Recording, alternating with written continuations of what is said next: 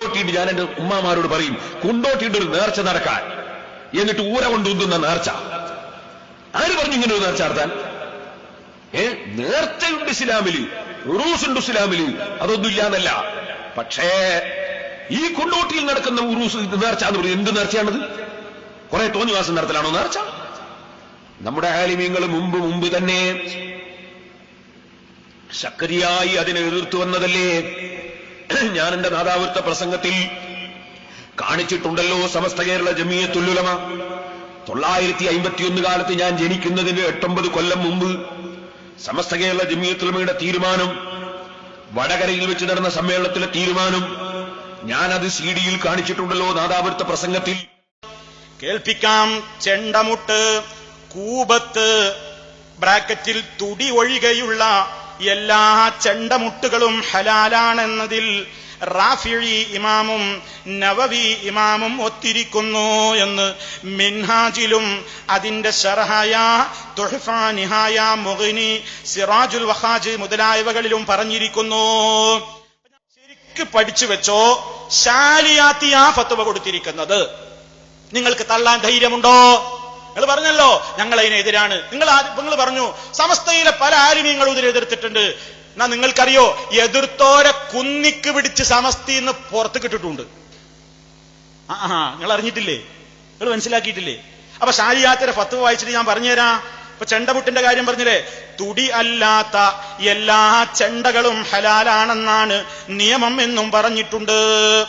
ഇനി അടുത്തത് കേട്ടോ, കുഴൽവിളി. കുഴൽവിളിയിൽ ഉലമാക്കൾക്ക് അധികമായ അഭിപ്രായങ്ങളുണ്ട്.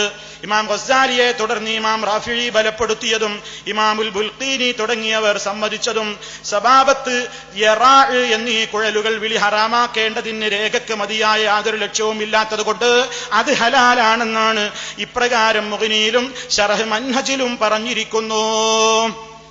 നിങ്ങൾ കേട്ടോ, അതിന്റെ അടിയിൽ പിന്നെ പറയുന്നു, അംബിയ, ഉലിയ എന്നീ മഹാന്മാരുടെ ഖബർ സിയാറത്തിന് കൊടികളോട് കൂടിയും ചെണ്ടകൾ മുട്ടിയും കുഴലുകൾ വിളിച്ചും പോകുന്നത് ഹറാമാണോ എന്ന് അല്ലാമ ശൈഖ് മുഹമ്മദുൽ ഖലീലി തങ്ങളോട് ചോദിച്ചതിന് ഇവകളിൽ ഒന്നും ശറയിൽ വിരോധിക്കപ്പെട്ടതല്ല എന്ന് മറുപടി പറഞ്ഞിരിക്കുന്നു.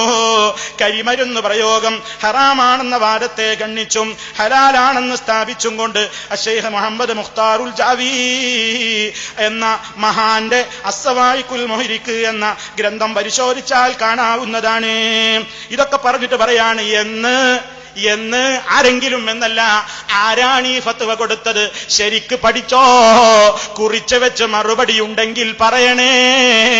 ആരാ പറയുന്നത് എന്ന്? ശിഹാബുദ്ദീൻ അഹമ്മദ് കോയ ശാലിയാത്തി, ഹിജ്റ 1371, ശഅബാൻ 17. മേൽ ഫത്വയുടെ അറബിയിലുള്ള കോപ്പി മർഹൂം ശാലിയാത്തിയുടെ ദാറുൽ ഇഫ്താഉൽ അസ്ഹരിയ എന്ന കുത്തുബ് ഖാനയിൽ കാണാവുന്നതാണ്. നിങ്ങളൊന്നും മറുപടി പറഞ്ഞ ധൈര്യം ഉണ്ടെങ്കിൽ പറയിൻ. ശാലിയാത്തിയുടെ ഫത്വ നിങ്ങൾ തള്ളുമോ? സുന്നി വോയിസിൽ നിന്നാണ് ഞാൻ വായിച്ച് കേൾപ്പിച്ചിട്ടുള്ളത്. ആരെങ്കിലും എഴുതിയതല്ല, നിങ്ങൾക്ക് ഉത്തരവാദിത്തമുള്ളതാണ്. സുന്നി വോയിസിലാണ് പറഞ്ഞത്. എന്നിട്ട് ഇവിടെ വന്നിട്ട് ടിയാൻ പ്രസംഗിക്കുന്നു. ചെണ്ട പാടില്ലെന്ന് ഞങ്ങൾ പണ്ടേ പറഞ്ഞതാണ്. അതുപോലെ തന്നെ ആ നിലക്ക് കുഴൽവിളി പാടില്ലെന്ന് ഞങ്ങളൊക്കെ എന്നോ പ്രസംഗിക്കുന്നതാണ്. അതുകൊണ്ട് ആരെങ്കിലും എന്തെങ്കിലും എഴുതിയിട്ടുണ്ടെങ്കിൽ ഞങ്ങൾക്കത് ഉത്തരവാദിത്തമില്ല. ആരെങ്കിലുമാണോ? ആണെങ്കിൽ അത് പറയണം. അടുത്ത പ്രസംഗത്തിൽ നിങ്ങൾ പറഞ്ഞിട്ടല്ലാതെ നിങ്ങൾ ആ കാര്യത്തിൽ നിന്ന് ഒഴിവാകാൻ സമ്മതിക്കില്ല കേട്ടോ. ആവർത്തിച്ച് ഓർമ്മപ്പെടുത്തുന്നു. ശാലിയാത്തിയുടെ ഈ ഫത്വയെ സംബന്ധിച്ച് എന്തു പറയാനുണ്ട്? ഒന്നുകിൽ നിങ്ങൾ പറയണം ശാലിയാത്തി അങ്ങനെ പറഞ്ഞിട്ടില്ല, അല്ലെങ്കിൽ അങ്ങനെ പറഞ്ഞിട്ടുണ്ട്. അത് നിങ്ങൾ മനസ്സിലാക്കും പോലെയല്ല അതിന്റെ ആശയമെന്ന് രണ്ടാലൊന്ന് പറയണേ. കേൾക്കാൻ വലിയ ആഗ്രഹം കൊണ്ടാണ് ചോദിക്കുന്നത്. നിങ്ങളത് തള്ളുമോ? തള്ളാൻ ധൈര്യമുണ്ടോ? ശാലിയാത്തിയാ പറയുന്നത്.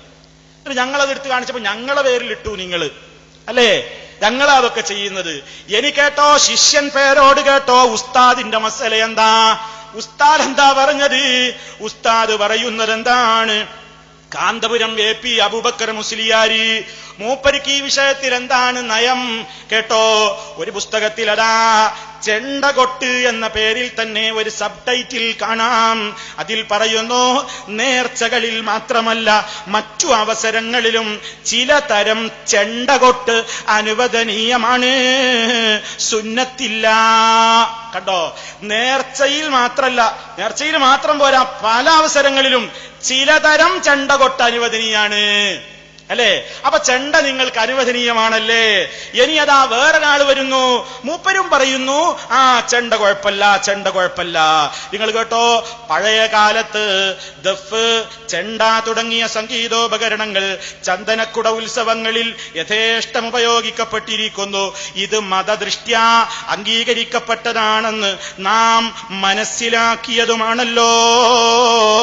കണ്ടോ, ഇത് മതദൃഷ്ട്യാ അംഗീകരിക്കപ്പെട്ടതാണെന്ന് നാം മനസ്സിലാക്കിയതുമാണല്ലോ എന്ന് അതാ തനിമ പബ്ലിക്കേഷൻസ് പ്രസിദ്ധീകരിച്ച സിനിമ എന്നൊരു പുസ്തകമുണ്ട്. അബൂബക്കർ ശെർവാനിക്ക് ആളവേരൊക്കെ പറഞ്ഞു തരാം. ആ പുസ്തകത്തിലും പറയുന്നു, നിങ്ങൾക്ക് കാണണോ, അതാ മറ്റൊരു വ്യക്തി, നിങ്ങളുടെ കാര്യപ്പെട്ട നേതാവ് SYSന്റെ സ്ഥാപക ജനറൽ സെക്രട്ടറിയാണ്, SYSന്റെ സ്ഥാപക സെക്രട്ടറിയാണ്.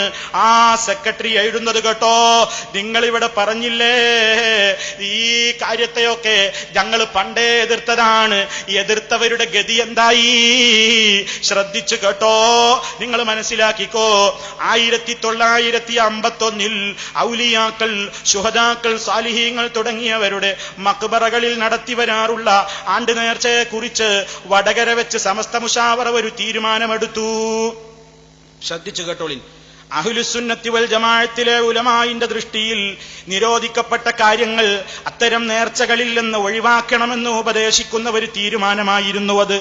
ഈ തീരുമാനത്തിന്റെ മറ പിടിച്ചുകൊണ്ടുള്ള സമസ്തയുടെ മുഖപത്രമായിരുന്ന അൽ ബയാനിൽ അതിന്റെ മുഖ്യപത്രാധിപരായിരുന്ന കാടേരി മുഹമ്മദ് മുസ്ലിയാർ നേർച്ചകളിലെ ചെണ്ടകൊട്ട്, കുഴൽവിളി, കരിമരുന്ന് പ്രയോഗം തുടങ്ങിയവയെ ആക്ഷേപിച്ചുകൊണ്ടൊരു ലേഖനമെഴുതി.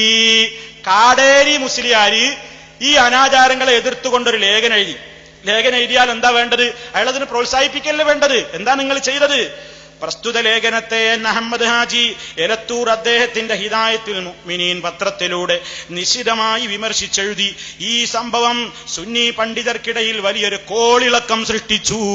എന്തിനാ നിങ്ങൾ അനുകൂലിക്കുന്നുവെങ്കിൽ കോളിളക്കമുണ്ടാകുന്നത്? എന്തിനാ കോളിളക്കമുണ്ടായത്?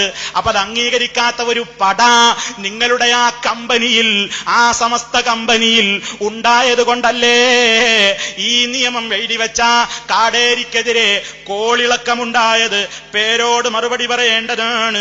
നിങ്ങൾ ചിന്തിച്ചു നോക്കൂ, ഈ സംഭവം സുന്നി പണ്ഡിതർക്കിടയിൽ വലിയൊരു കോളിളക്കം സൃഷ്ടിച്ചു.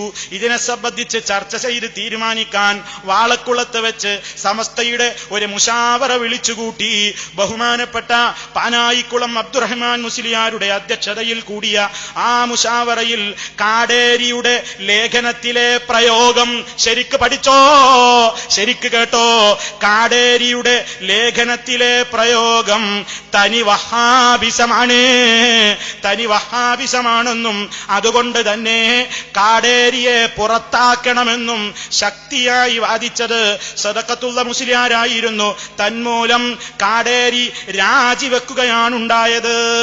ആ യോഗത്തിൽ ഈ ലേഖകനും ഒരു ദൃക്സാക്ഷിയായിരുന്നു. അപ്പൊ സമസ്ത അംഗീകരിച്ചോ തള്ളിയോ? സമസ്ത തള്ളി. ആരുടെ ലേഖനം?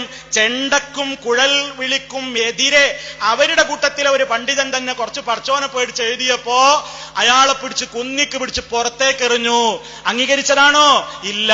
എന്നിട്ടാ നിങ്ങൾ എതിർത്തു എന്ന് പറയുന്നത്. അതുകൊണ്ട് നിങ്ങളോട് ആവർത്തിച്ച് ഓർമ്മപ്പെടുത്തുന്നു, നിങ്ങൾ എന്ത് ചെയ്യണം? നിങ്ങൾ ഇവിടെ വന്നുകൊണ്ട് പറയണം എന്താണ് ഈ വിഷയത്തിന്റെ നിജസ്ഥിതി എന്ന്. ശാലിയാത്തിയുടെ ഫത്വ ഓർമ്മപ്പെടുത്തുന്നു, മറക്കരുത്. സുന്നി വോയിസിൽ നിന്നാണ് വായിച്ചിട്ടുള്ളത്.